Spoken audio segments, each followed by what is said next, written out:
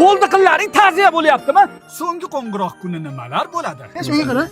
Beparasat shimimni bosding. Bu o'sha 1-sinfda ishtoniga boplab qo'ygan o'rtog'ing. Sochimga tegma mol. Bu esa 3-sinfda bitlab ketgan sinfdoshing. O'sha kuni qizlar palon menga yarashmagan makiyajlar qilib kelishadi va 10 minutdan keyin bu makiyajlardan asar ham qolmaydi. O'g'il bolalarning esa sochidan boshqa ishlov beradigan joyi ham yo'q. Aytgancha o'sha kuni sartaroshlar bilan salonchilar soqqan tagida qolishadi. Bolalar bir oy ezilib raqs o'rganishadi. Lekin tabiiyki, o'sha kuni 4 kishi 5 xil o'ynaydi. Juda ko'pchilikni 11 yil davomida ushalmagan orzulari ham aynan shu kuni amalga oshadi. Davay kim qoldi? Tez chiqaringlar. Bu kuni bitiruvchilar uchun nafas olish ham pulliga o'xshaydi va bu rasxod bayramiga uydagilardan pul olish ham azob. Yozishni jini suymaydigan qizlar bu yoqqa erinmasdan yozishadi.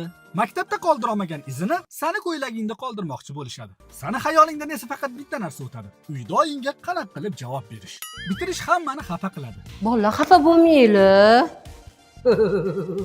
Ustozingdan tashqari. Menga qaranglar, hech kim yo'q bo'lib ketmasin. Yig'ilib turamiz, xo'p? O'sha kuni hamma sinfdoshlar bir-birlariga xuddi shunaqa va'dalarni qop-qoplab berishadi. Nima bo'lganda ham 11 yillik jonajon maktabingni tashlab ketish oson emas. Va keyingi hayoting davomida uchraydigan har qanaqa do'stlaring hech qachon sinfdoshlaringdek bo'la olmaydi.